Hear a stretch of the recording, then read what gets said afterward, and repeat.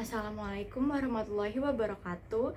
Perkenalkan, nama saya Amanda Febriana dengan NIM 44412300090 dari kelas 4G. Di sini saya akan memberikan tutorial cara uji fungsi COP12 menggunakan SPSS. Jadi, fungsi Cobb-Douglas merupakan suatu persamaan yang menggambarkan hubungan antara jumlah input yang digunakan dengan output yang dihasilkan. Pendekatan Cobb-Douglas secara luas dipakai sebagai bentuk fungsional untuk merepresentasikan keterkaitan antara input dan output dalam proses produksi. Rumusnya itu Q sama dengan A dikali L pangkat alfa dikali K pangkat beta. Keterangannya Q itu jumlah produksi per atau output, L itu jumlah tenaga kerja, dan K itu jumlah modal. Nah, diberikan soal seperti ini. Seorang peneliti melakukan penelitian tentang estimasi fungsi produksi padi sawah di Provinsi Banten. Terdapat 4 variabel independen, yaitu variabel luas lahan, benih, pupuk, dan tenaga kerja. Adapun variabel dependennya merupakan produksi padi. Dari 30 sampel yang diambil, data yang didapat adalah sebagai berikut. Jadi di sini datanya ada 30. Kita mau analisis menggunakan SPSS. Pertama, datanya ini dipindahkan dulu ke Excel. Yang tadinya datanya ada koma-koma itu diubah dulu ke titik karena biar bisa masuk ke SPSS. Selanjutnya, kita copy datanya. Ini copy hanya nilainya saja. Kita copy, terus masuk ke SPSS. Di bagian data view, itu kita paste. Tunggu. Nah, jika sudah seperti ini, berarti datanya sudah berhasil masuk ke SPSS. Lalu kita ke variabel view. Di nama ini kita namain sesuai sama urutan data tadi. Nah, urutan data saya itu produksi padi, luas lahan, benih, pupuk, dan tenaga kerja. Nah, produksi padi ini kan variabel Y, luas lahan X1, benih X2, pupuk X3, tenaga kerja X4. Kita kembali ke SPSS, terus di name ini kita ganti Y, X1, X2, X3, dan X4. Di bagian desimal ini dijadiin 0.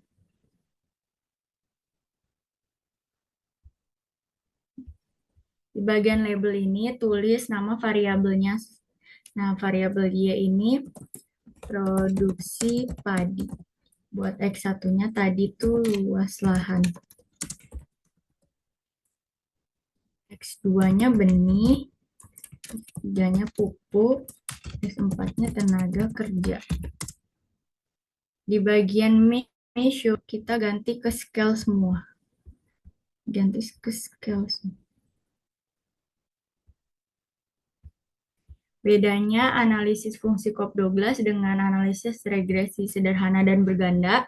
Kalau analisis fungsi Cobb-Douglas ini datanya harus ditransform dulu. Caranya itu klik transform yang di atas ini, terus pilih compute variable. Nah, di bagian target variable ini kita ketik len underscore y karena data pertama kita itu y. Di numerik kita tulis len dalam kurung. Nah, di dalam kurung ini kita klik yang Y karena kita mau transform yang Y. Kita klik terus masukkan. Udah kalau gini, terus di OK. Nah, ini udah muncul di SPSS juga. Terus kita cek ke data view, itu sudah ada kolom len Y. Selanjutnya ulangi hal yang sama untuk X1 sampai X4. Transform, compute, Y-nya diganti menjadi X1, lalu di sini di dalam kurungnya dihapus, terus kita pindahin luas lahan ke sini, klik OK. Nah, di sini juga udah muncul len X1. Terus buat len X2 ini tinggal ubah X2. Ini hapus. Sebenarnya ini juga bisa manual. Cuma juga bisa kayak gini. Ini len X2. Terus len X3. Kita ganti ke 3. Terus ini pupuk, klik, terus pindahkan, terus klik OK. Len X3 udah. Satu lagi itu buat len X4. Len 4. Ini tenaga kerja kita pindahin ke sini. Klik OK. Nah, ini udah muncul semua. Nah, di sini juga udah muncul di data view. Ada kolom len Y, len X1, X2, X3, dan X4. Nah, selanjutnya baru kita analyze. Klik analyze, klik regression, dan klik linear. Lalu kita udah make yang data len. Jadi dependent ini, len Y kita ubah ke dependent. Dari len X1 sampai len X4, kita pindahin ke independent. Kalau udah kayak gini, langsung klik OK. Nah, di sini muncul output hasil dari data-data fungsi COP12 tadi. Untuk interpretasinya, ini.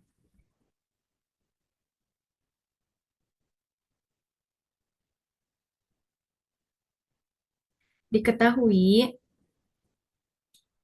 variabel terikatnya produksi padi, variabel bebasnya luas lahan, benih, pupuk, dan tenaga kerja. P-value-nya itu 0,05 two-tailed. Untuk interpretasi variabel entered atau remove, dari output di atas diketahui bahwa terdapat variabel independen, luas lahan, benih, pupuk, dan tenaga kerja, serta tidak ada variabel yang dikeluarkan atau remove. Nah, ini bisa dilihat di bagian variabel remove ini nggak ada, berarti nggak ada variabel yang dikeluarkan. Selanjutnya di model summary, R ini yaitu korelasi atau hubungan antara dua variabel atau lebih. R menunjukkan korelasi linear sederhana atau korelasi persen antara luas lahan, benih, pupuk, dan tenaga kerja terhadap produksi padi. R yang didapat adalah sebesar 0,955, yang artinya terdapat hubungan positif sangat kuat antara luas lahan, benih, pupuk, dan tenaga kerja terhadap produksi padi. Lalu ada adjust R square, nilai yang diperolehnya yaitu 0,898 atau 89,8%. Artinya variabel X1 atau luas lahan, X2, X3, dan X4 mempengaruhi variabel Y sebesar 89,8%. Sedangkan sisanya dipengaruhi oleh variabel lainnya. Standar errornya ini kita dapat 0,16503. Standar error of the estimate ini adalah ukuran kesalahan prediksi. Jadi kesalahan dalam memprediksi produksi padi dari data ini yaitu sebesar 0,16503. Selanjutnya, interpretasi untuk tabel ANOVA. Dari hasil data output diketahui bahwa F hitung sama dengan 64,674, sementara F tabel yang didapat adalah 2,76. F tabelnya ini didapat dari ini. Nah, sini kan DF-nya 4 sama 25, berarti kita lihat di sini untuk kolomnya kolom 4 karena sesuai dengan jumlah variabel bebasnya, terus ke bawahnya itu 25. Nah, di sini dapat 2,76. Maka dapat diketahui dalam data bahwa F hitung lebih besar daripada F tabel yang berarti H0 ditolak. Terdapat pengaruh signifikan dari luas lahan, benih, pupuk, dan tenaga kerja secara bersama-sama terhadap produksi padi. atau menunjukkan bahwa model regresi yang digunakan mampu secara signifikan menjelaskan variasi dalam produksi padi. Nilai signifikansinya juga 0,000, itu kurang dari 0,05 atau batas, yang berarti bahwa secara statistik model regresi ini signifikan. Untuk tabel koefisien ini diketahui T-tabel. Cara mencari DF-nya ini N min K min 1. Jumlah datanya tadi 30. K ini untuk variabel X-nya ada 4. Jadi 30 dikurang 4 dikurang 1. DF-nya itu 25. Untuk 0,05 dua sisi. Kita lihat di tabel T ini 0,025 terus 25. Nah, ini kita pakai yang kolom sini 0,025. Terus ke bawah ini dicari 25 nih 2,05954. Nah, itu dibulatkan menjadi 2,060. Berdasarkan hasil analisis pada tabel koefisien diperoleh nilai T hitung variabel X. Nih, untuk T hitung masing-masing variabel nih. T hitung variabel X1 itu 3,962, X2 0,252, X3 min 0,039, X4 0,117. Variabel X1 itu T hitungnya 3,962 itu lebih besar dari T tabelnya tadi 2,60 dan memiliki nilai signifikannya kurang dari 0,05. Jadi dapat diartikan bahwa secara parsial variabel X berpengaruh signifikan terhadap variabel Y.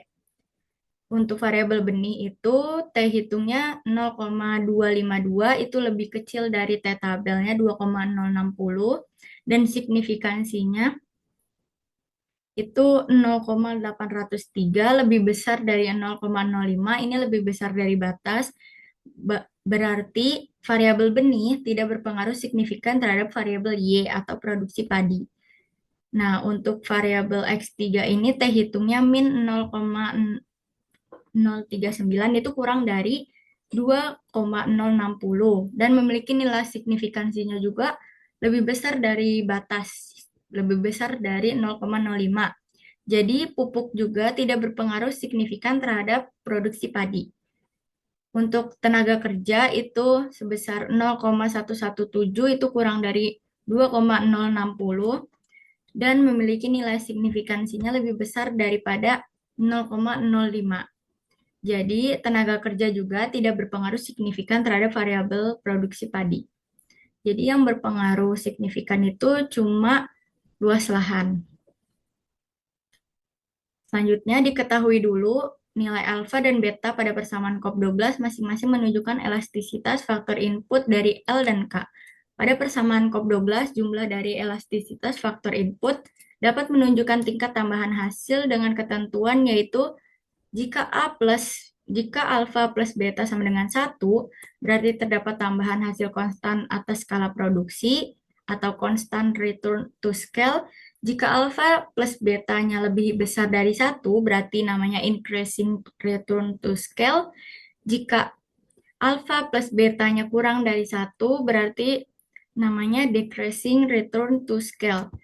Nah, nilai elastisitas produksi padi yang didapat dari data tersebut itu untuk X1-nya 0,857, X2-nya 0,067, X3-nya min 0,011, dan X4-nya 0,025. Ini dijumlah semua dan didapat hasil 0,938. Nah, ini itu kurang dari 1, artinya fungsi produksi padi bersifat decreasing return to scale karena alfa plus betanya kurang dari 1. Hal ini menunjukkan bahwa output bertambah dengan proporsi yang lebih kecil daripada input atau seorang petani yang menggunakan semua inputnya sebesar 2 kali dari semula menghasilkan output yang kurang dari 2 kali output semula. Untuk interpretasi dari kolom B, ini dari kolom under standardized B ini didapat Didapat hasil regresinya ln Y sama dengan 0,875 ditambah 0,857 ln X1 plus 0,067 ln X2 dikurang 0,011 ln X3 ditambah 0,025 ln X4. Interpretasinya yaitu, jika variabel independen X1 sampai X4 dianggap konstan, maka output produksi padi yang dihasilkan akan bertambah sebesar 0,875. Koefisien regresi luas lahan sebesar 0,857, artinya jika jumlah luas lahan ditambah 1%, maka output yang dihasilkan akan naik sebesar 0,857% dengan mengasumsikan variabel lain bersifat tetap atau konstan. Untuk variabel benih juga sebesar 0,067, jika ditambah 1%, maka output yang dihasilkan akan naik sebesar 0,067% dengan mengasumsikan variabel lain bersifat konstan. Untuk variabel pupuknya sebesar min 0,011, yang artinya jika jumlah pupuk ditambah 1%, maka output yang dihasilkan akan turun sebesar min 0,011 dengan mengasumsikan variabel lain bersifat tetap. Untuk variabel tenaga kerja sebesar 0,025, yang artinya jika jumlah tenaga kerja ditambah 1%, maka output yang dihasilkan akan turun sebesar 0,025% dengan mengasumsikan variabel lain bersifat konstan. Sekian video tutorial COP12 dari saya, kurang lebihnya saya mohon maaf. Wassalamualaikum warahmatullahi wabarakatuh.